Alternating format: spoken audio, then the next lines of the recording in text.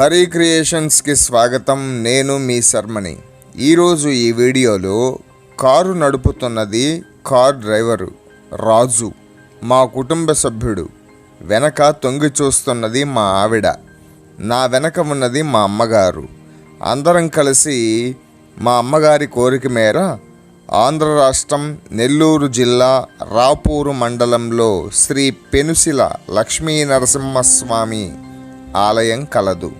పామూరికి 116 కిలోమీటర్ల దూరంలో, తిరుపతి నుండి 117 కిలోమీటర్ల దూరంలో, ఒంగోలుకి 220 కిలోమీటర్ల దూరంలో ఈ ఆలయం కలదు. భారతదేశానికి తన పేరు రావడానికి కారకుడైన భరతుడు ఈ ప్రాంతంలో పెరిగాడని చెబుతారు. స్థల పురాణం ఇచట కణ్వ మహర్షి ఆశ్రమం ఏర్పాటు చేసుకుని తపస్సు ఆచరించాడని, కణ్వ మహర్షి ఆశ్రమం పక్కనే ప్రవహిస్తూ ఉన్న ఏరుని కణ్వలేరు అని పిలుస్తారని, అది కాలక్రమేణా ఈ ఏరుని కండలేరుగా పేరు మార్చినట్లుగా చరిత్ర చెబుతోంది.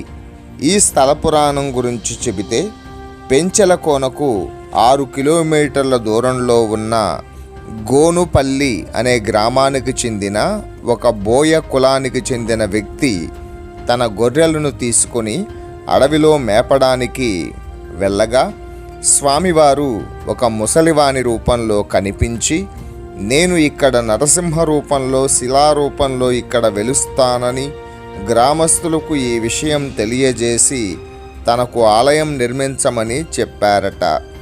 అయితే స్వామి వెనక్కి తిరిగి చూడకుండా వెళ్ళాలని ఆ బోయకు ఆదేశించగా అతను సరేనని చెప్పి కాస్త దూరం వెనక్కు వెళ్ళి తిరిగి చూశాడట.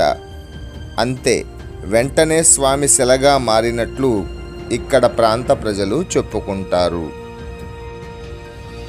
ఈ విషయం తెలుసుకున్న గ్రామస్తులు స్వామివారికి ఆలయం నిర్మించి పూజా కార్యక్రమాలు నిర్వహిస్తున్నారు.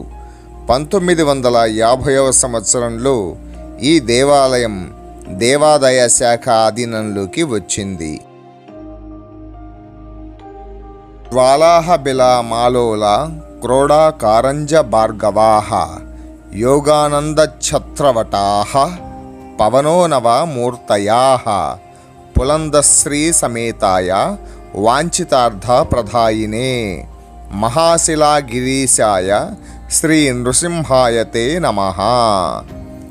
శ్రీమన్నారాయణుడు మహావిష్ణువు యొక్క 10 అవతారాలలో 4వ అవతారం నృసింహావతారం.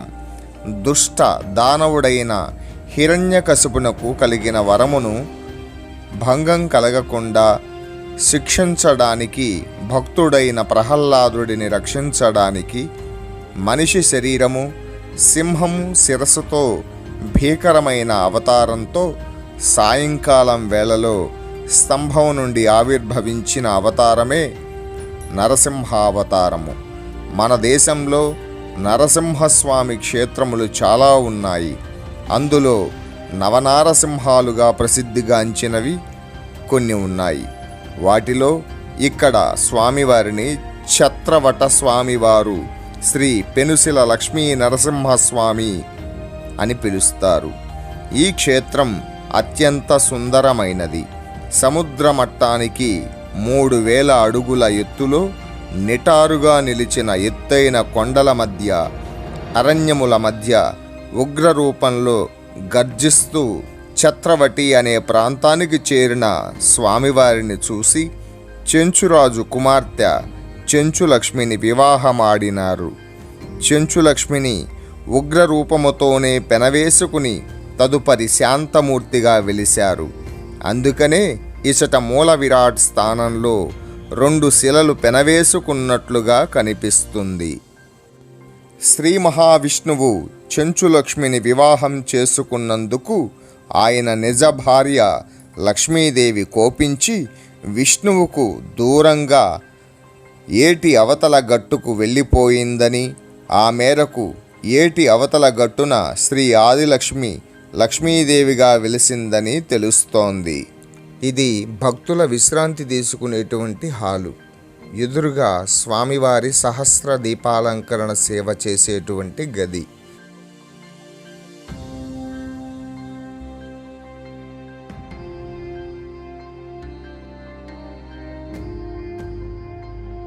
స్వామివారి గర్భగుడి ఎదురుగా ఉన్నది ఆంజనేయ స్వామి గుడి.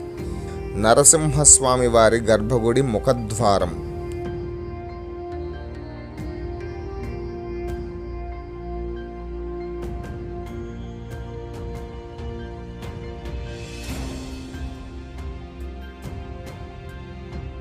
ఇది స్వామివారి యొక్క గోపురం.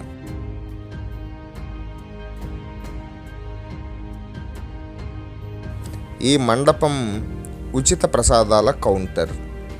ఇక్కడ కొబ్బరికాయలు కొడతారు.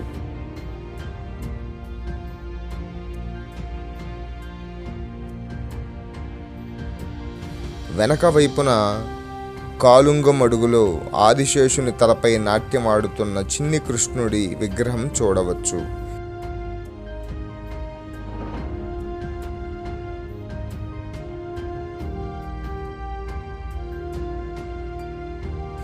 జై శ్రీరామ్ అని రాసి ఉన్నదే ఆంజనేయ స్వామి గుడి.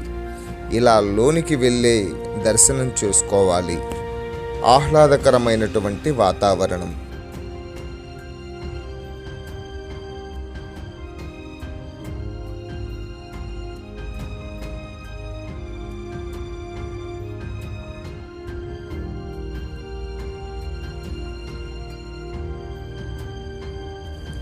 ఈ మార్గాన వెళితే ఆదిలక్ష్మి అమ్మవారి గుడికి వెళ్ళవచ్చు. కొండ మీద నీరు ఇలా కాల్వలాగా ప్రవహించి స్వామివారి పుష్కరిణిలో కలుస్తాయి.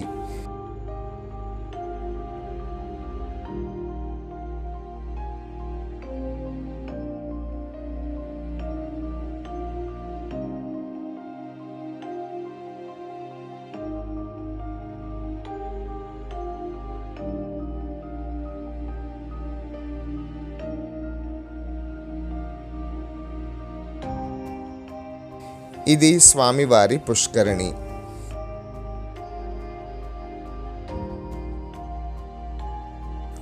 ఇక్కడ స్వామివారికి పొంగళ్ళు పెట్టుకోవడం కోసం గదిని నిర్మించారు. లోపల పొయ్యిగడ్డలు ఉన్నాయి. కోనేరులోకి వెళ్ళి చూద్దాం పదండి.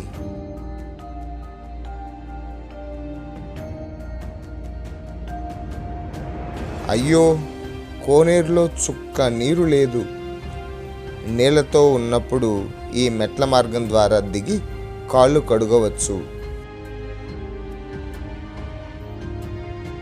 కోనేరు మధ్యలో చక్కటి మండపం సుందరంగా ఉంది. ఇది బయటికి వెళ్ళే మార్గం. ఇది ఆదిలక్ష్మి అమ్మవారి యొక్క దేవస్థానం.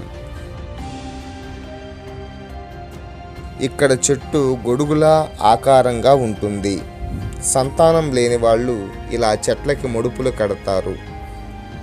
ఇది గోమాత ఉండేటువంటి ప్రాంతం. చెట్టు చాలా ఎత్తుగా భీకరంగా ఉంది.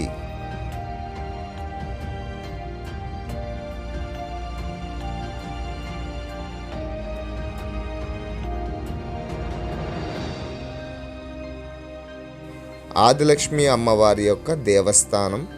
గుడి లోపలికి సెల్ ఫోన్కి అనుమతి ఉంది, కానీ వీడియోలు ఫోటోలు తీయరాదు. నా దర్శనం పూర్తి అయినది.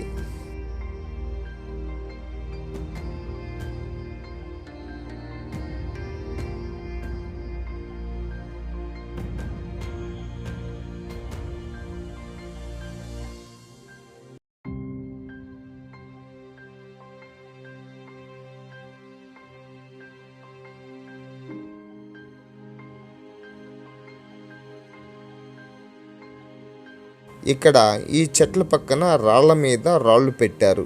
అలా ఎందుకు పెడతారని అక్కడ వారిని అడిగితే, ఎన్ని రాళ్ళు అలా నిలబెడితే అన్ని ఇళ్ళు భవిష్యత్తులో నిర్మిస్తారని భక్తుల నమ్మకం అని చెప్పారు. ఒకడైతే ఏకంగా 8 రాళ్ళు పెట్టాడు. ఆశ ఉండవచ్చు, కానీ స్వామివారి సన్నిధిలో అత్యాశ పనికిరాదు. గుడి చాలా సుందరంగా ఉంది.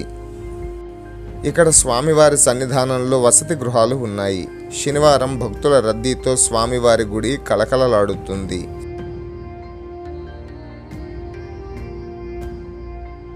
గుడి అంతా కూడా ఓం లక్ష్మీ నారసింహాయ నమః అనే నామంతో ధ్వనిస్తుంది.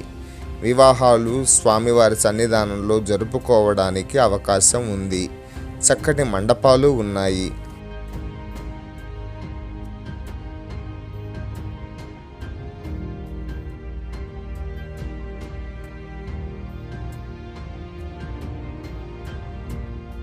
వారం రోజుల క్రితమే శుభలేఖ ఇచ్చి మన పేరు వివరాలు తెలియజేసి ఆలయంలో వివాహం జరుపుకోవచ్చు.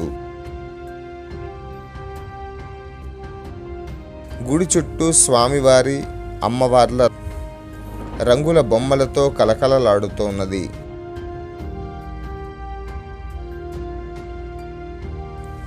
గర్భగుడి లోపల ప్రాంగణంలో అద్దాల మండపం కూడా ఉన్నది. గర్భగుడిలో అయ్యవారిని వీడియో తీస్తే అయ్యవారు తప్ప వీడియోలో మేము తీయాలనుకున్నదంతా తీయగలిగాము. అయ్యవారిని మాత్రం తీయలేకపోయాము. స్వామివారి మహిమ అలాంటిది.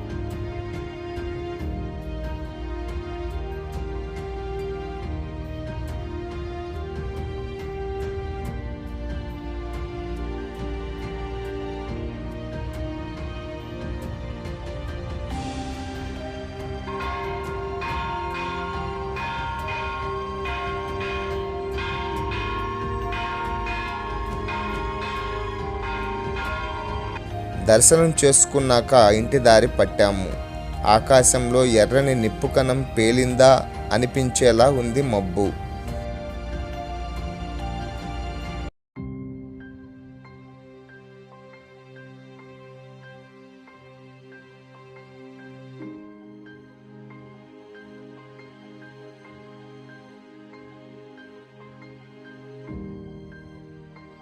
అలా నేరుగా నర్రవాడ వెంగమాంబ తల్లి వద్దకు వెళ్ళాము.